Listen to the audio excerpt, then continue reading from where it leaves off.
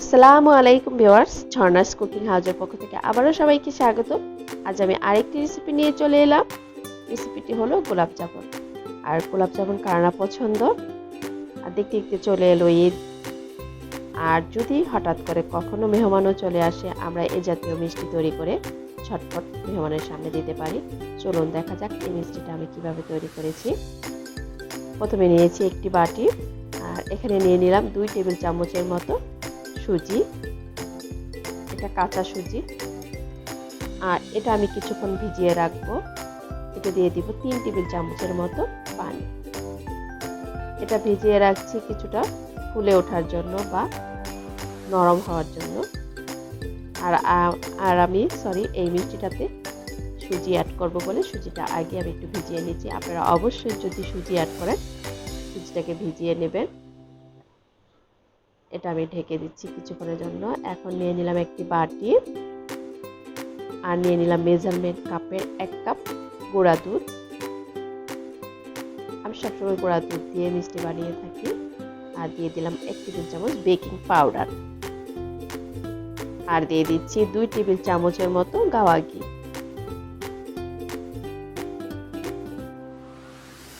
এখন আমি হাত দিয়ে সবগুলো মেখে নিচ্ছি সুন্দর করে, যাতে দলা পেকে না থাকে। আমি একটু ডলে ডলে মাখিয়ে নেব।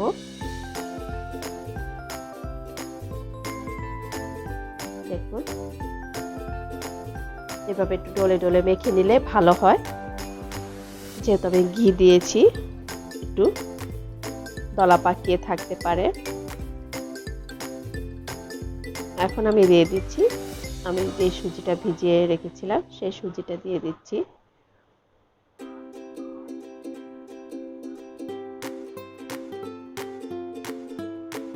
আর এখানে আমি 3 টেবিল চামচের মতো লিকুইড দুধও অ্যাড করেছি। দেখুন, আমি দুধটা দিয়ে দেব। এখন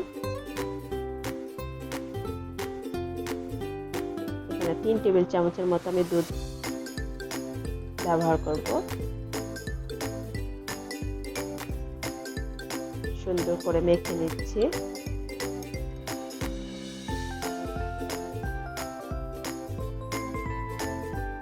মেখে নিলাম, আর এটা আমি 10 মিনিটের জন্য একটু রেস্টে রেখে দিচ্ছি। 10 মিনিট পর আবার চলে এলাম। আমি এখন মিষ্টি বানাবো। দেখুন, হাতে একটু ঘি মেখে নিচ্ছি। আমি এই মিষ্টিগুলো একটু বড় বড় সাইজ করে নেব, কারণ গোলাপ জামুনটা একটু বড় বড় সাইজ হলে ভালো দেখায় এবং খেতেও ভালো লাগে। দেখুন, হাতে তালুতে আমি পরিমাণ মতো নিয়ে হাতের তালুতে একদম গোল করে ঘষে ঘষে একদম গোল করে নিয়েছি। আর কোথাও যাতে ফাটা না থাকে সেদিকে খেয়াল রাখতে হবে। মিষ্টিটা যদি ফাটা থাকে, ভাজার সময় ফেটে যাবে এবং ভেঙে গুঁড়া গুঁড়া হয়ে যাবে। দেখুন, সবগুলো মিষ্টি বানানো আমার হয়ে গেছে। এখন যে কাজটি করব, চলুন দেখা যাক। চুলায় একটি আগে থেকে প্যান বসিয়ে এতে দিয়ে দিয়েছি বেশ কিছুটা তেল। তেলটা আমি অল্প গরম করেই মিষ্টিগুলো ছেড়ে দেব। খুব একটা গরম করতে যাবেন না তেল, তাহলে মিষ্টিগুলো তাড়াতাড়ি পুড়ে যাবে উপর দিয়ে, আর ভিতর দিয়ে কাঁচাই থেকে যাবে। তাই অল্প গরম অবস্থাতে তেলগুলোতে মিষ্টি দিয়ে দিতে হবে।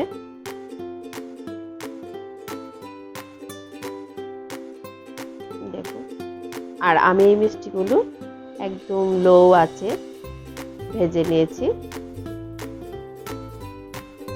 চুলার আঁচটা একদম লো থাকবে বা একদম মিডিয়াম রেখে মিষ্টিগুলো ভাজতে হবে। যে কোনো মিষ্টি একদম চুলার আঁচটা মিডিয়াম বা লো রেখে ভাজলে ভালো হয়। মিষ্টির ভেতরটাও ভালোভাবে হয়, এবং মিষ্টির ভেতরটা যদি ভালো করে না হয় শক্ত থেকে যায় আর একটা ফাঁপা ভাব আসে না।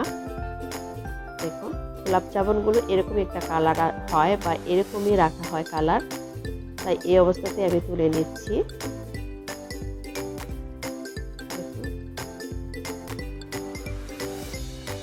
আর আমার 1 কাপ গুঁড়া দুধে 8 পিস বড় বড় 8 পিস গোলাপ জামুন হয়েছে। আমি একটা হাঁড়ি বসিয়ে নিলাম, এতে দিয়ে দিলাম পানি 1 কাপের মতো, আর দিয়ে দিচ্ছি 1 কাপ চিনি, 2টো এলাচ, 2টো দারচিনি। এখানে আমি শিরাটা ঘন বা একতারের মতো তৈরি করব না, জাস্ট একটা বলক চলে আসা পর্যন্ত ওয়েট করছি, আর চিনিটা গলা পর্যন্ত। দেখুন বলক চলে আসছে আর চিনিটাও গলে গিয়েছে, আর ওদিক দিয়ে আমার মিষ্টিগুলো ঠান্ডা হয়েছে। ভিউয়ার্স মনে রাখবেন, মিষ্টিগুলো ঠান্ডা হলে চিনির শিরায় দিলে ভালো হয়, তাহলে মিষ্টিগুলো আর চুপসে যায় না। দেখুন আমি মিষ্টিগুলোকে ঠান্ডা করে নিয়েছি আর সবগুলো দিয়ে দিলাম চিনির শিরাতে। একটু নেড়েও দিচ্ছি। আমি এই মিষ্টিগুলোকে একদম ফুল হাই জালে রান্না করব, জাস্ট 20 মিনিটের মতো, আর একটু ঢেকে দেব, আর একটু পরপর ঢাকনাটাও তুলে একটু নেড়ে দেব।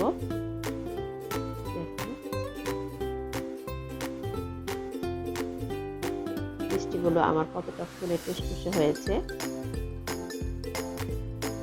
কতটা শিরা সুপ করে নিয়েছে দেখুন।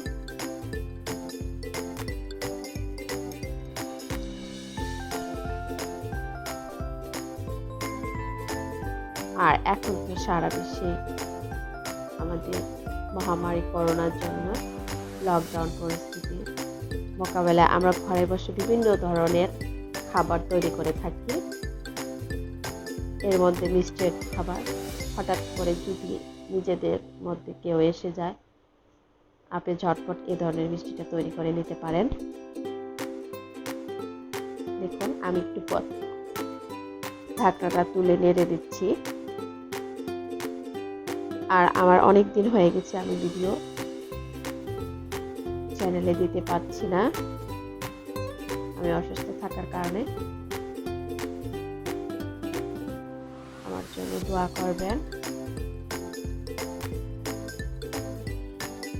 দেখুন আমার মিষ্টিটা প্রায় হয়ে গেছে। এটা আমি চুলাটা অফ করে 1 ঘন্টার মতো শিরায় রেখে দেব। ভিউয়ার্স 1 ঘন্টা পর আমি চলে এলাম আর একটা বাটিতে তুলে নিয়েছি। দেখুন আর বাকি যে শিরাটা আছে ওটাও আমি উপর দিয়ে দিচ্ছি।